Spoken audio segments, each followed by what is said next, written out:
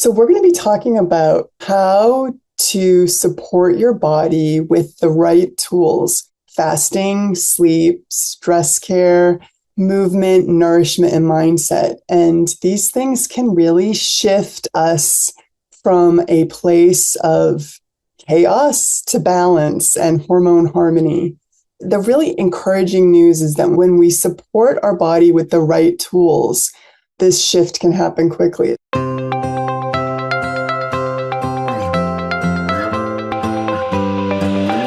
Welcome to the Fasting Method podcast. This is Coach Terri Lance, and I am joined today by Coach Amy Medling. Amy, how are you doing today? Hey, Terri, I'm doing great. It's great to be here. It's great to have you back. And I knew when we last spoke, we would get to come back together again and talk about another step in this process. So today we're going to talk about how to create hormonal harmony for menopause and beyond. So buckle in, folks. This is going to be a great one. So Amy, where would you like to start with this? I lean to you as our in-house expert on this. And so just curious, what do you think we need to know first as we get started in this? So as a coach here at the Fasting Method, I work with so many women in the stages of menopause and beyond. And I really hear the same pain points over and over: the stubborn belly fat, the sleepless nights, brain fog, joint pain and stiffness, anxiety, sugar cravings, low libido, and also this kind of deep feeling of losing their spark, or one woman described it as feeling invisible in her own life. So it's not just the physical aspects of menopause, but also the mindset as well. So we're going to be talking about how to support your body with the right tools: fasting, sleep, stress care, movement, nourishment, and mindset. And these things can really shift us from a place of chaos to balance and hormone harmony. The really encouraging news is that when we support our body with the right tools, this shift can happen quickly, as I mentioned. So what I want to talk about is a simple framework to help women at this stage of life feel strong, clear, and energized again. Wouldn't that be beautiful? I love it. I love it. And I'm guessing many of our listeners can relate to all of those kind of symptoms and experiences that you described. And I think everyone is eager to find some ways to balance things out and feel better. So in the kind of pillars that you describe, what's the first one that we should be maybe exploring and figuring out how it works for us? Yeah, well, I think my first pillar is fasting. But before we get there, I want to just give everybody kind of a quick foundation about what is happening hormonally at menopause and beyond. So menopause is really just that point in time where you stop cycling. And for the average woman, it's around age 51. And at that point, estrogen and progesterone has dropped, and then they really begin to flatline. And low estrogen really leads to more insulin resistance, more inflammation, more symptoms like hot flashes, night sweats, vaginal dryness, and then changes to mood and cognition. And when you add in and layer in the low progesterone that you're experiencing, progesterone really removes a calming, GABA supportive influence. So many women notice an increase in anxiety and restlessness, and especially sleeplessness. That low progesterone state is really expressed in like your lower sleep quality. And then testosterone often declines as well, and that will affect libido and muscle maintenance. But here's the big hormone shift: is cortisol, our stress hormone. It really tends to take center stage at this point. And so this whole combination of this new hormonal array, that can look like belly fat, tougher weight loss, mood shifts, joint pain, and poor sleep. But the hopeful part of this new hormonal realignment is that in post-menopause, hormones are pretty stable. You're not getting those big monthly swings, the wild swings of estrogen that you had during perimenopause. So the good news is women often respond more predictably to structured strategies like fasting and circadian aligned routines. What I mean by circadian aligned routines, it just means the light that we're exposed to, our meals, our movements, and our sleep that kind of drives our body clock. So getting morning light, earlier eating windows can really help, consistent bedtime, and dim light in the evenings. All of those circadian aligned routines can really move the needle at this point as well. I love it. So kind of getting back to that idea of 6 pillars of hormone harmony. And because we are here at the fasting method, fasting is my number one pillar. Fasting is incredibly effective in this stage of life. And we see it help with insulin resistance, visceral fat, inflammation, lipids, energy, and mental clarity. Women at this stage can tend to find that longer fasts or overnight fasts become easier. They may not have been so easy at other stages of life and perimenopause, but because of this hormonal array, you can often do those 36 to 48 hour fasts, 2 to 3 consistent fasts a week pretty easily. And then extended fasts tend to be a little bit easier to do with the right support for deeper autophagy, which is important at this stage of life as well.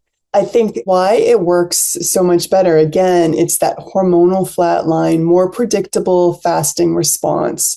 I have seen in community group meetings here at the Fasting Method that many women at this stage of life, once they build up their fasting method, starting with a gentle approach with TRE and 24s, but going to that overnight fast, many women report steadier energy, smoother appetite, and clearer thinking at this stage because I think they can more quickly become fat adapted.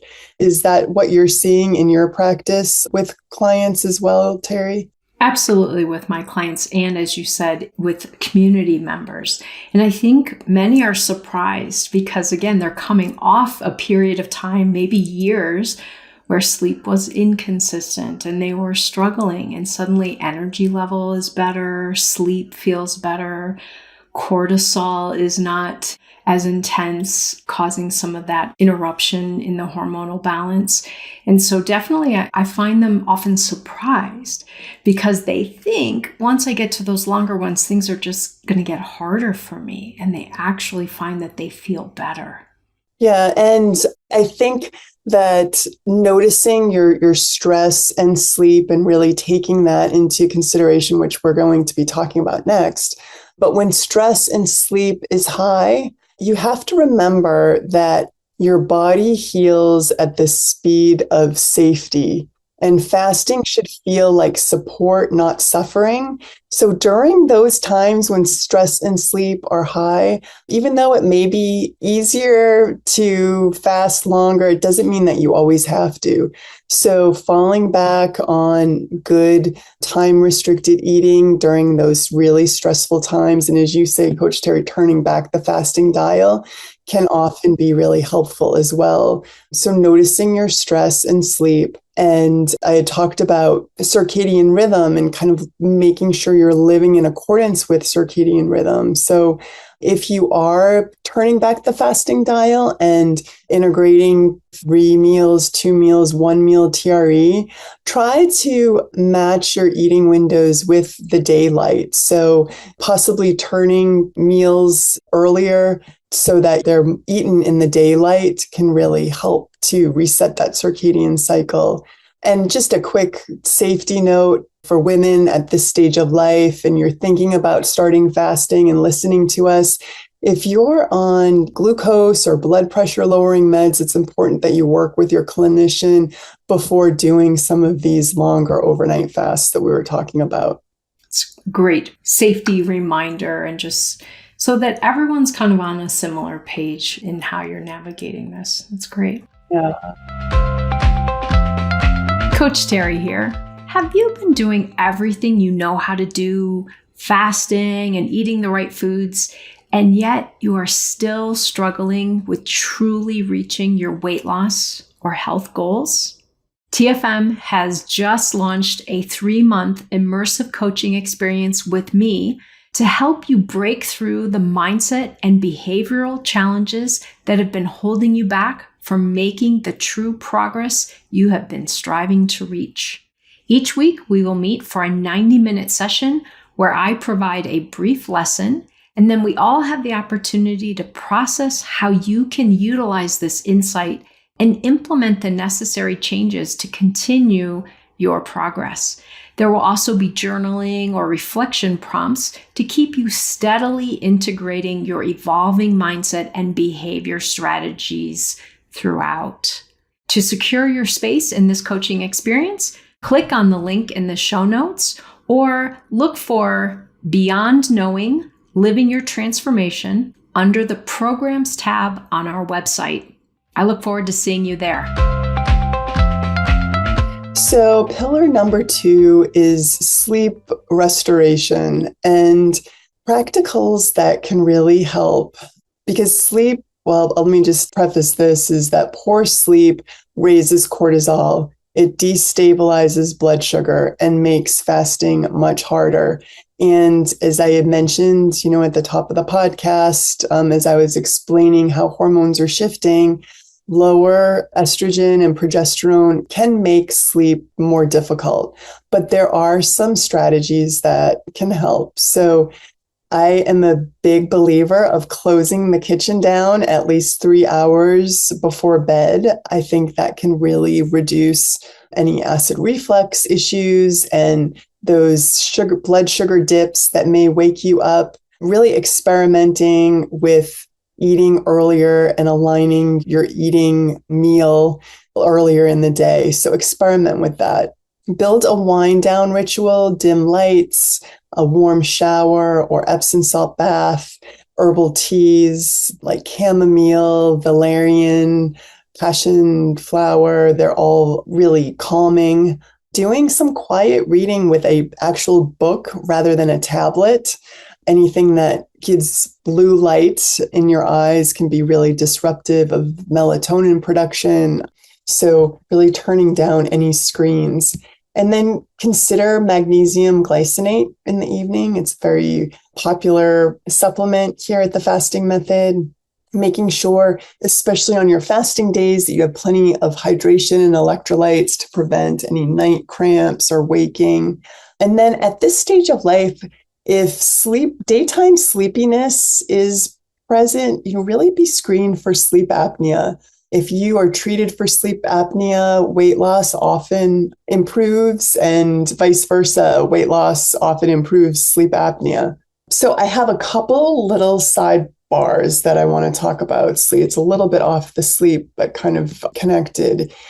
Alcohol. So a lot of ladies, including myself, enjoy a glass of wine every now and then. But I think it's really important to understand that post-menopause, alcohol hits harder now. The nervous system is more reactive, and alcohol, although it may help you fall asleep, but it really fragments sleep. It suppresses REM. It can raise nighttime cortisol, which can be an issue for a lot of folks at this stage of life. It worsens hot flashes. It contributes to those blood sugar dips and impairs fat burning. If you're wearing a continuous glucose monitor, just notice your morning blood sugar when you have that nightly glass of wine.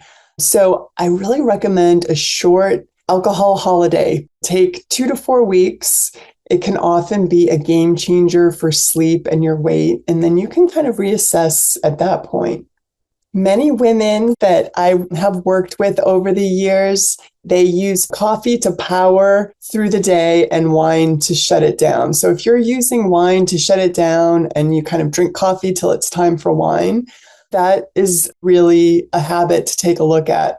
Caffeine spikes cortisol. It can worsen anxiety, palpitations, hot flashes, and it really can irritate the gut.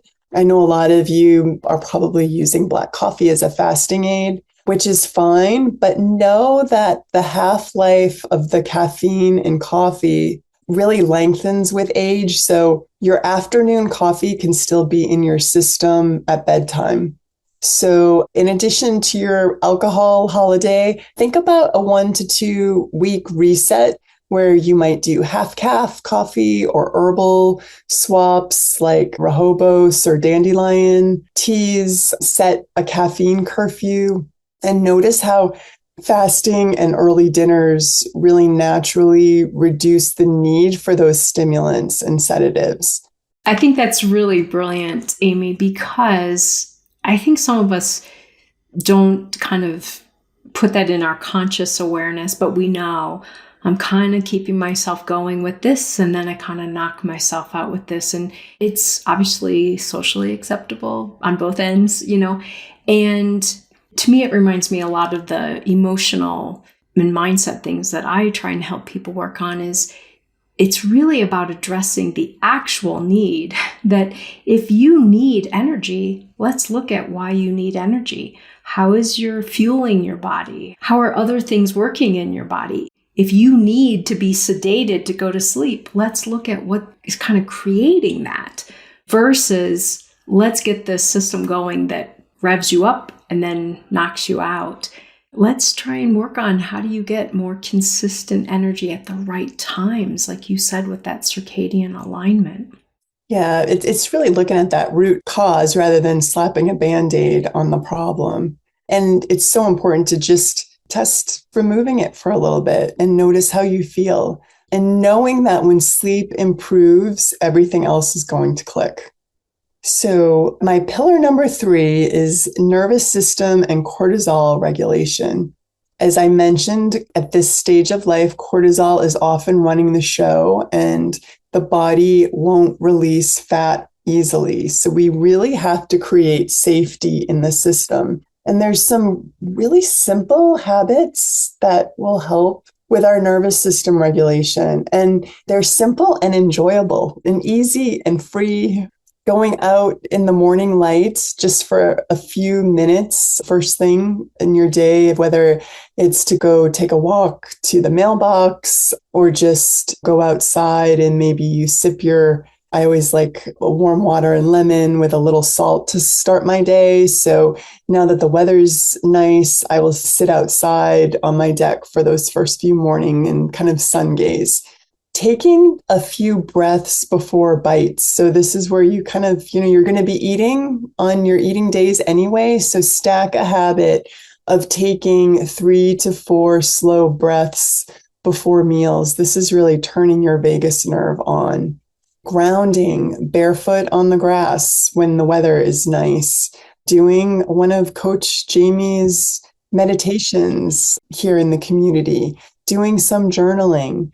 And then I love the word warmth for this stage of life. So really think about how can you warm things up, whether, you put on a pair of fuzzy socks, take a blanket, maybe put on a weighted blanket. These are all signals to our nervous system that it's safe to rest.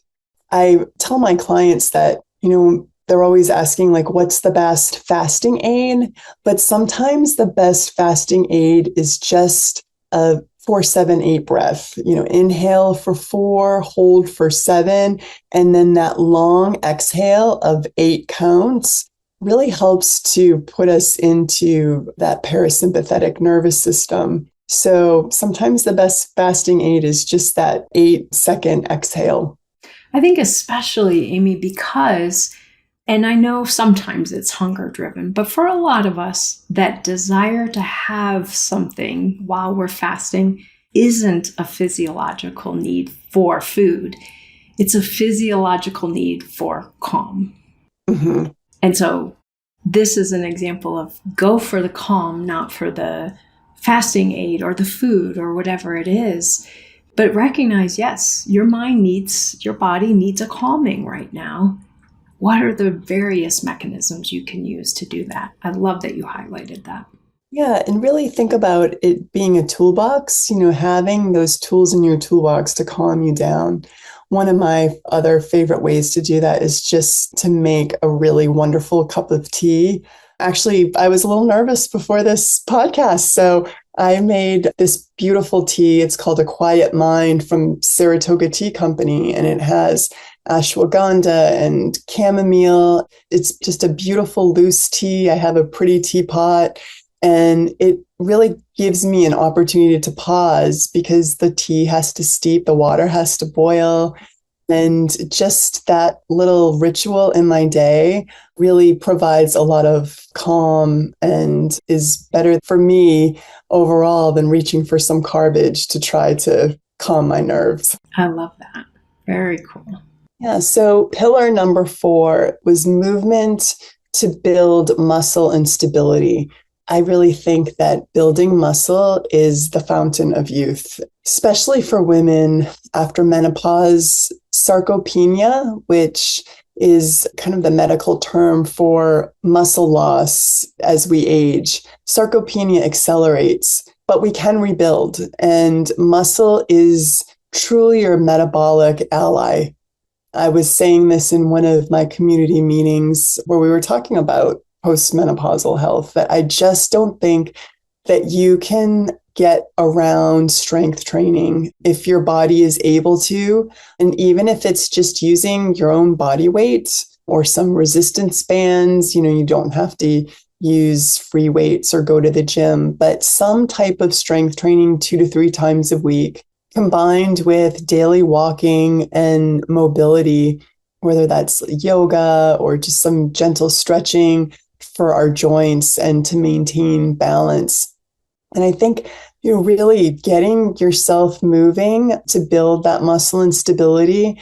It equals better insulin sensitivity, bone density, posture, but also adds to that mindset piece that I had mentioned, that spark and that feeling strong again in your body. We talk a lot at the fasting method about fat loss, and fat loss is great, but muscle preservation with fat loss is really the long-term win. I also find that doing things with body weight or resistance bands or what, it's kind of surprising how much that can get the heart rate moving a little bit, get the respiration moving. And so it's breath work. Now, obviously it's not the same breath work that you were just describing, but it's got so many benefits to it. And I love that you mentioned too, based on what people can do. Like I have clients who do chair yoga, or they use resistance bands because they're waiting to have surgery on their knees. So they're using resistance bands from a seated position. They're still using muscles and again, helping with that insulin sensitivity and cortisol and all of these things. So I just want to really encourage people to look at this pillar number 4, not as something that they scratch out if they currently have some type of a mobility challenge that might make you think, yeah, I can't be a runner. We're not asking you to be a runner. So many ways to get movement. And as you said, building muscle, using muscles. Yeah. And find something that you enjoy that brings you pleasure, because that's what's going to make adding movement into your day more sustainable.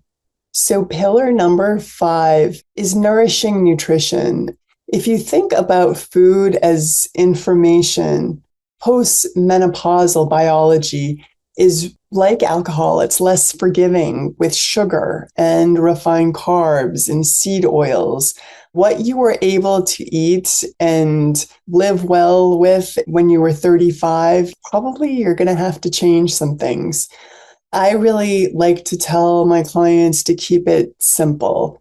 Protein-forward meals, add lots of colorful anti-inflammatory vegetables, fibrous vegetables, if your gut can tolerate them. Healthy fats like ghee and avocado and olive oil. If you eat meat, tallow and duck fat, those can be really satiating fats. Butter.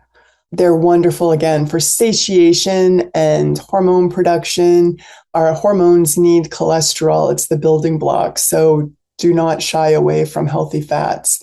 And then keep carbs really strategic. Leafy greens, fibrous vegetable, avocado are your friends. And depending on your carb tolerance, you can experiment with adding other types of complex carbohydrates like root vegetables or low glycemic fruits. But, really keeping simple whole foods as kind of the mainstay of your meals.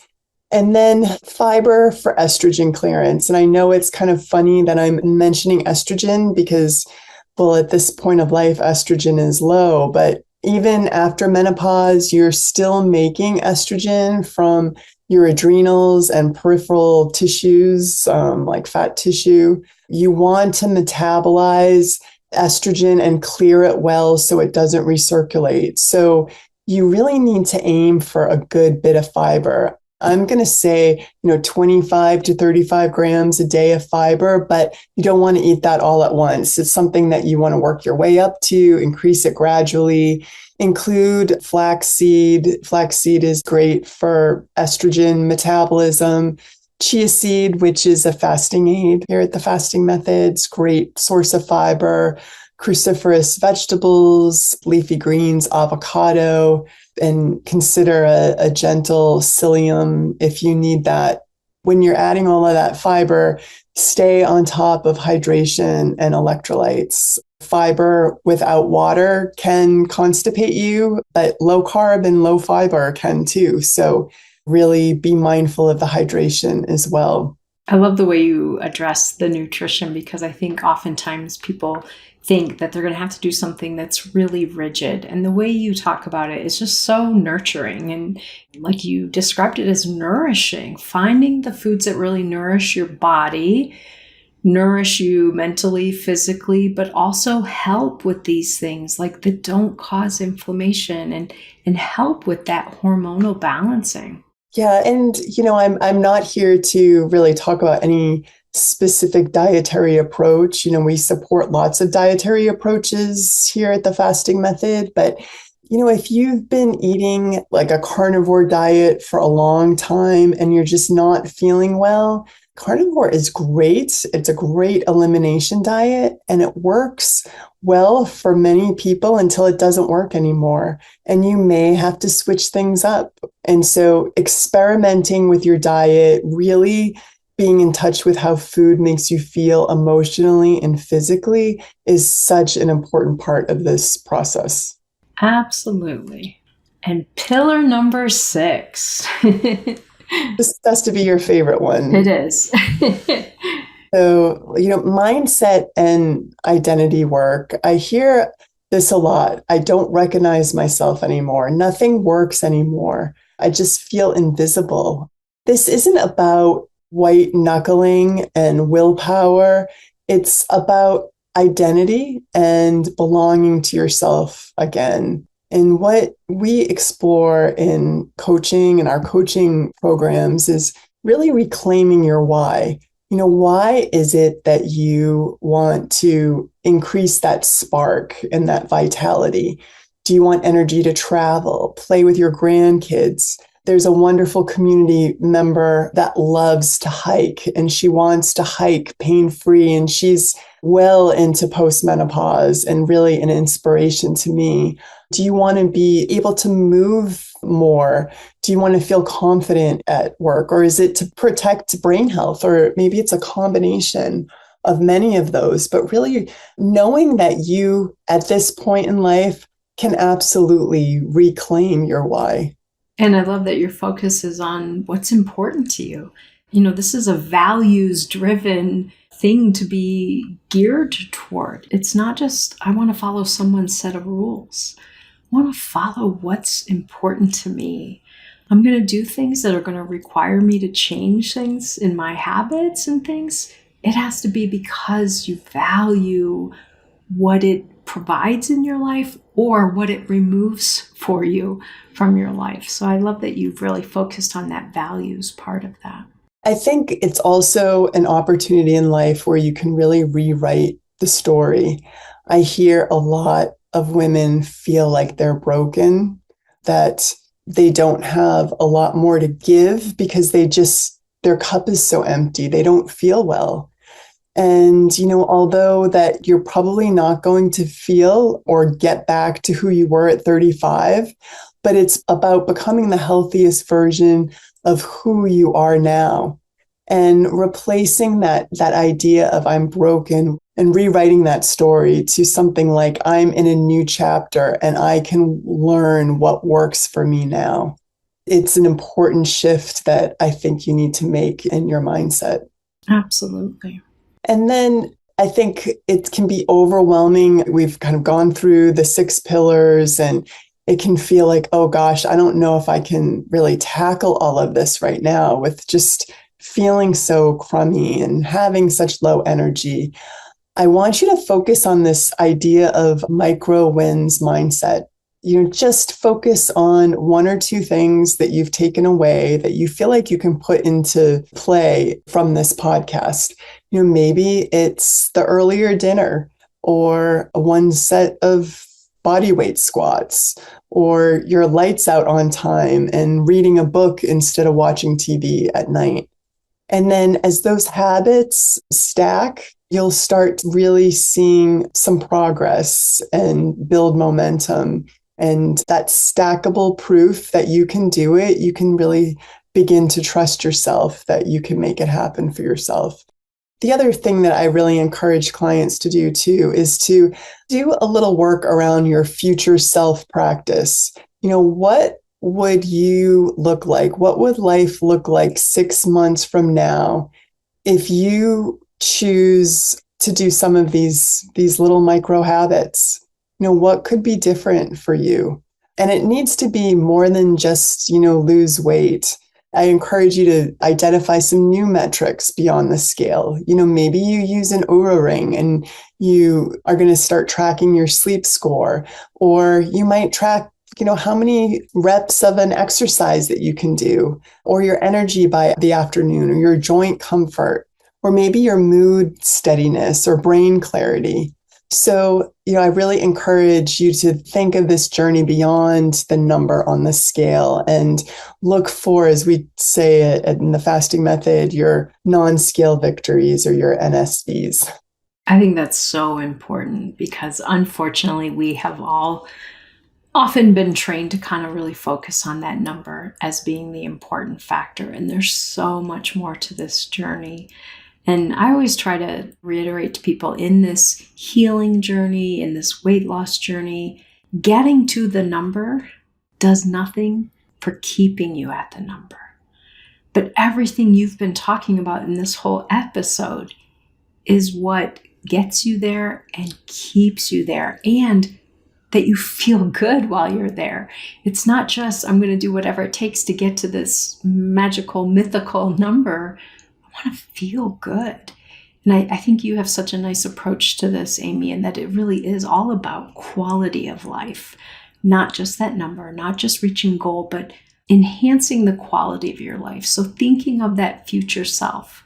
Instead of thinking the old way, I think people used to think of, as I age, how will life get harder and worse? What abilities will I lose? What will I start to miss out on? The way you just framed it is, what's going to keep feeling better? What am I going to open myself up to? What things will I get to enjoy? And I think that's such a winning mindset to be in this journey. Yeah, and know that you haven't missed your chance. And when you align these pillars, the fasting, the sleep, the self-care, the movement, the nourishment, the mindset, with this new season of life, the body really is resilient and it remembers how to heal, and life starts to feel like yours again. Very good. Well, Amy, I think you've gotten through all 6 of the pillars, so that was great. And I think they all fit together so well. And you've really given a nice roadmap for people to be exploring in this phase of their journey. So I will look forward to seeing you again, and we'll come back in a month or so with another hormonal-based topic that we get to talk about, or maybe there's something else that we'll talk about, but I look forward to getting to talk with you again soon. Thanks, Coach Terri. Absolutely. All right, everyone. Well, we'll be back again with another episode next week. So everyone take good care, and we will see you soon. Bye-bye.